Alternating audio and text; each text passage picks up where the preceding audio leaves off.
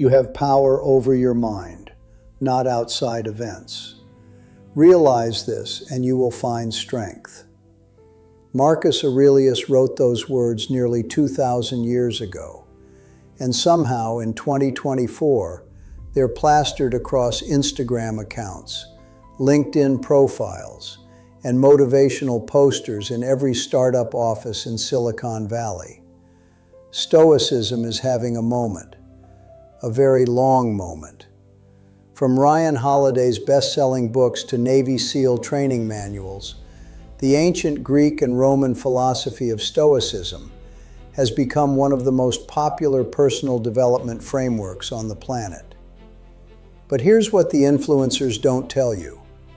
Stoicism has serious critics, serious philosophers who have spent careers pointing out where it breaks down, where its advice might actually hurt you or hurt society. So today we're going to do something rare in the Stoicism conversation.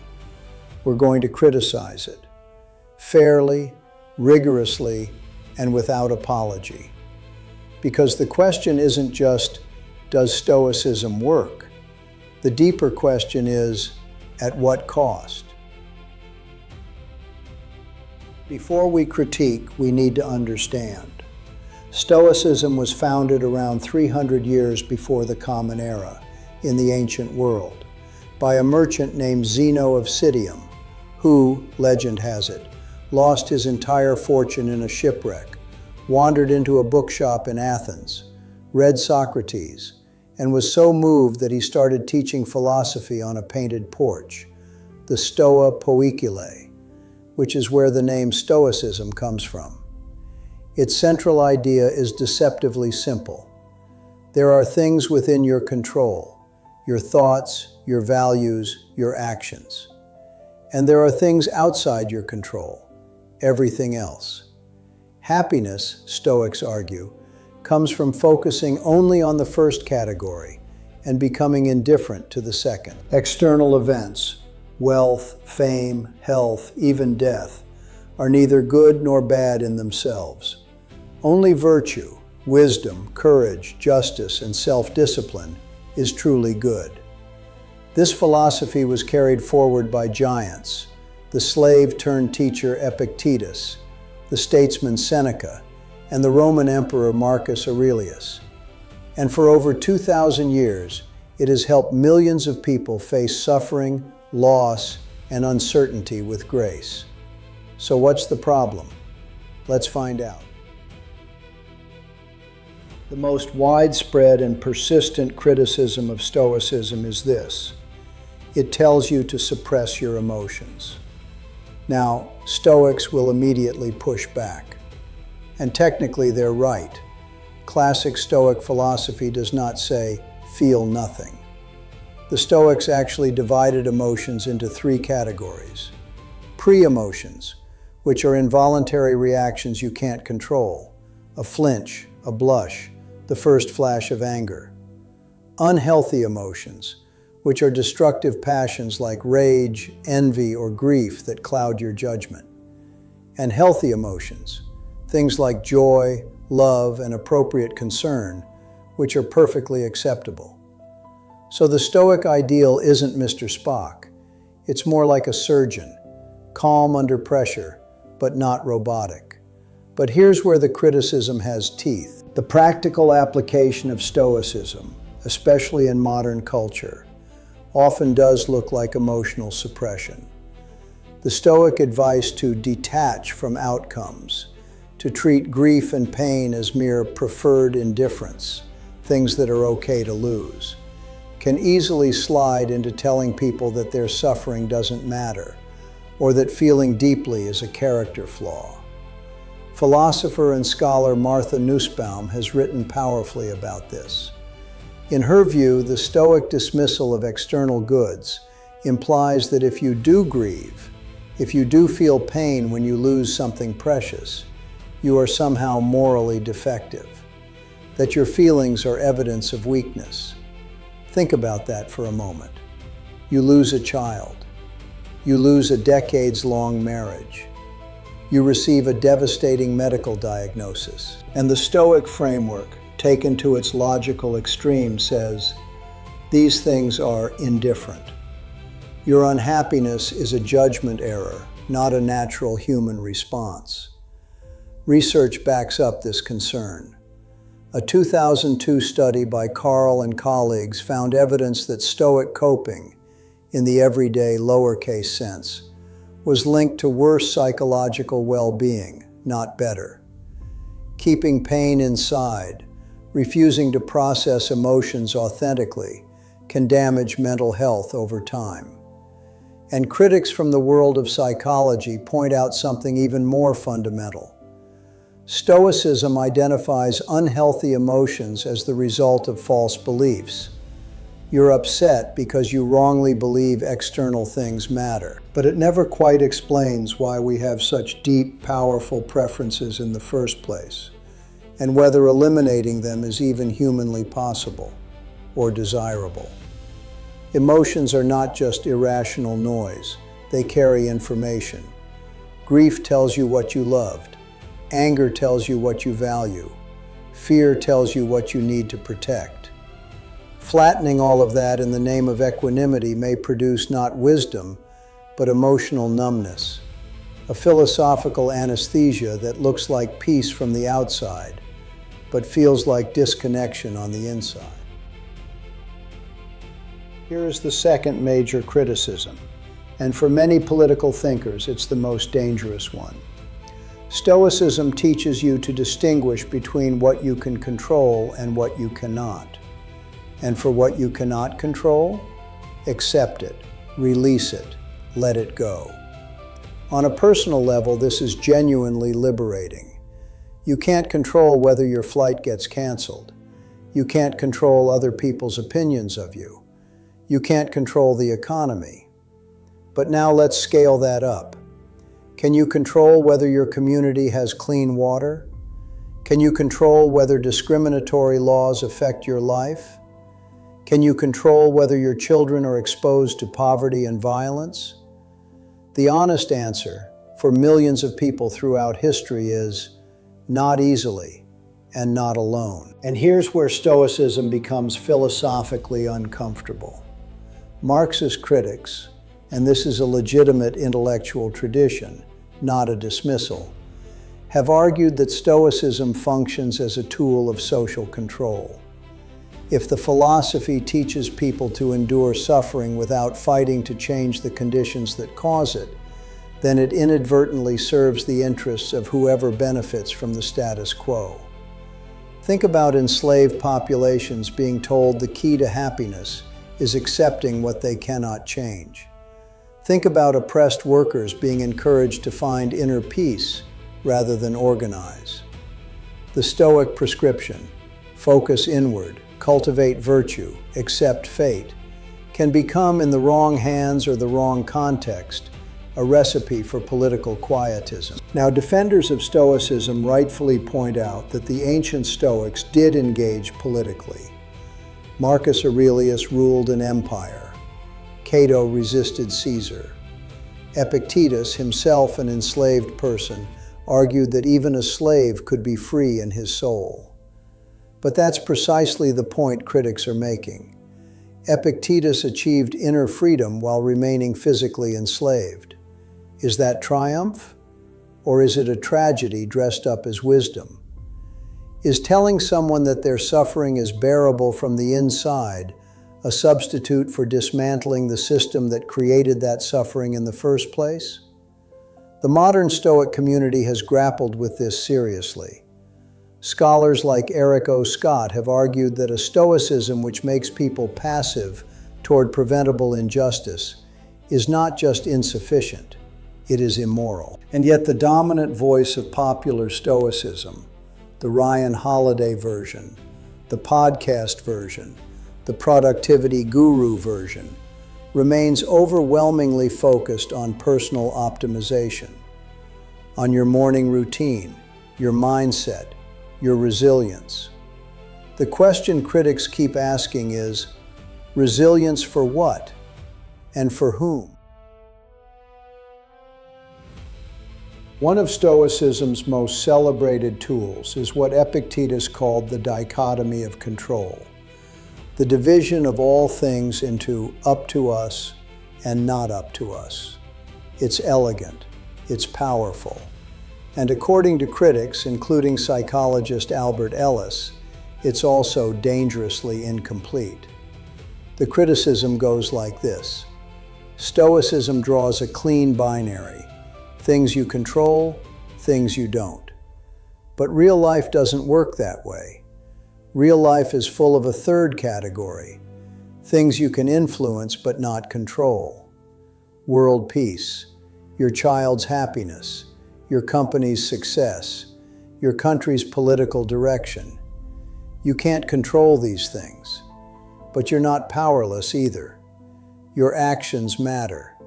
Your choices ripple outward. Treating these as not up to us, and therefore requiring emotional detachment, may cause you to underinvest in the very things that matter most. Ellis, who developed rational emotive behavior therapy, itself heavily influenced by Stoicism, argued that Stoicism takes the right insight. Our emotions come from our beliefs, not events, but draws the wrong conclusion, become indifferent to externals. Instead, he argued, the real problem is when we escalate preferences into demands, when "I'd like to succeed" becomes "I absolutely must succeed or I am worthless." The solution isn't indifference, it's flexible, realistic preferences. Psychology Today has published similar critiques. Stoicism unrealistically recommends feeling neither positively nor negatively about things we don't control. But that ignores basic human psychology. You don't control the weather, but it's entirely rational to feel glad about sunshine and disappointed about a storm. These feelings aren't philosophical errors, they're just feelings. There's also the critique from neuroscience and modern psychology about genetic predispositions. Stoicism holds that happiness comes purely from virtue and rational judgment. But we now know that mood, anxiety, depression, and emotional regulation are profoundly shaped by brain chemistry, early trauma, and genetics. Telling someone with clinical depression to simply choose virtue is not philosophy. It's a failure to understand the biology of the human mind. No discussion of Stoicism's critics is complete without Friedrich Nietzsche. Nietzsche's critique of Stoicism is sharp, poetic, and deeply uncomfortable for those who love the philosophy. His core charge: Stoicism is life-denying. For Nietzsche, the richness of human existence comes from passion, struggle, intensity, from willing something with your whole being and fighting for it against resistance. The great human being is not the serene sage who has transcended desire. It is the one who embraces desire, suffering, and conflict as the price of living fully. Stoicism, in Nietzsche's view, teaches you to shrink your wants until nothing can hurt you. But in doing so, it also shrinks you. You become protected, yes, but also smaller, more cautious, less alive. He also accused the Stoics of a kind of philosophical arrogance disguised as humility. The Stoics say, live according to nature. But Nietzsche asks, which nature? The one they described was suspiciously well suited to justify their own values and temperament. You desire to live according to nature, he wrote in Beyond Good and Evil. Living, is that not precisely wanting to be other than this nature? The Nietzschean challenge is not just philosophical. It's felt by many modern readers who turn to Stoicism and find that after years of practice, they've become very good at enduring, but have somehow lost the fire that made them want things in the first place. There's a thin line in practice between Stoic acceptance and what psychologists call learned helplessness. the state in which a person has been conditioned to believe that their actions don't matter, so they stop trying. Great Stoics like Marcus Aurelius clearly never fell into that trap. But the philosophy, as popularly practiced, can lead people there. We've covered 4 major critiques: emotional suppression, passivity, oversimplification of control, and Nietzsche's charge of life denial. But if we had to name the single biggest criticism of Stoicism, the one that threads through all the others, it would be this: Stoicism places the entire burden of well-being on the individual while letting the world off the hook. This is the heart of the matter. Stoicism is a philosophy built for the individual, for you, alone, inside your own mind. And as an individual coping framework, it is genuinely extraordinary. For dealing with grief, navigating uncertainty, managing your own reactions, facing mortality, it is almost unmatched.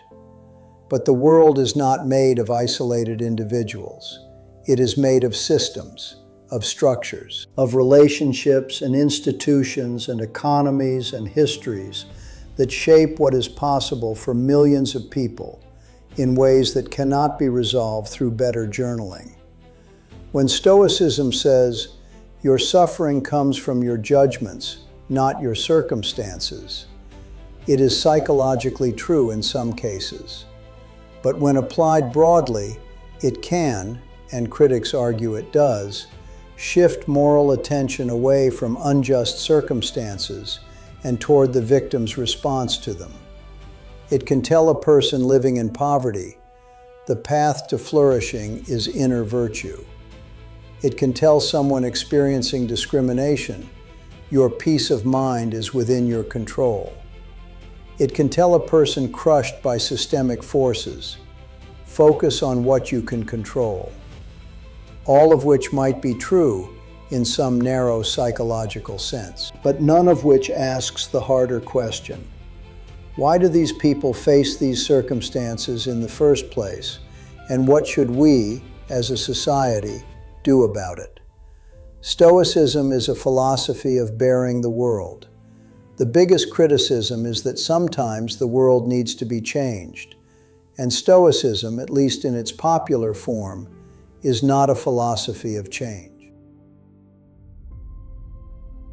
To be fair, and fairness is a Stoic virtue, defenders of Stoicism have thoughtful responses to each of these criticisms. On emotions, Stoicism never told you to feel nothing. It told you to not be enslaved by feelings. There's a difference between experiencing grief and being destroyed by it.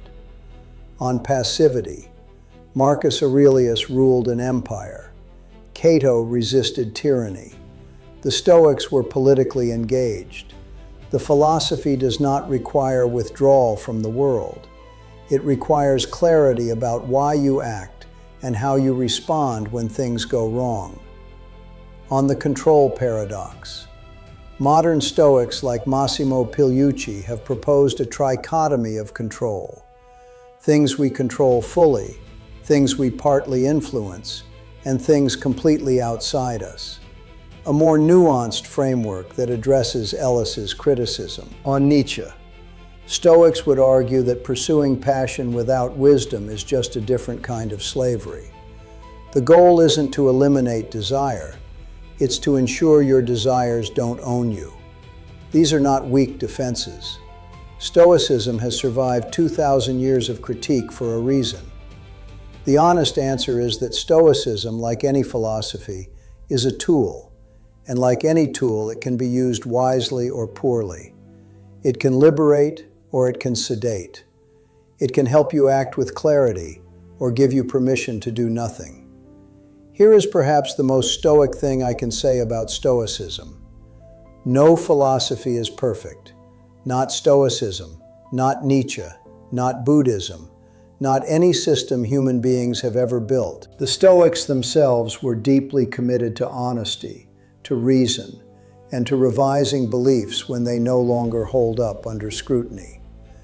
So the most Stoic response to the criticism of Stoicism might be, engage with it seriously. Don't retreat behind tribal loyalty to a brand or a book or a morning routine. Ask yourself, am I using this philosophy to grow or to cope without changing? Am I cultivating genuine virtue or just building a very calm interior while the world burns? Epictetus said, "Make the best use of what is in your power and take the rest as it happens." That's beautiful advice. The critics are simply asking, and then what? That might be the most important question Stoicism hasn't fully answered.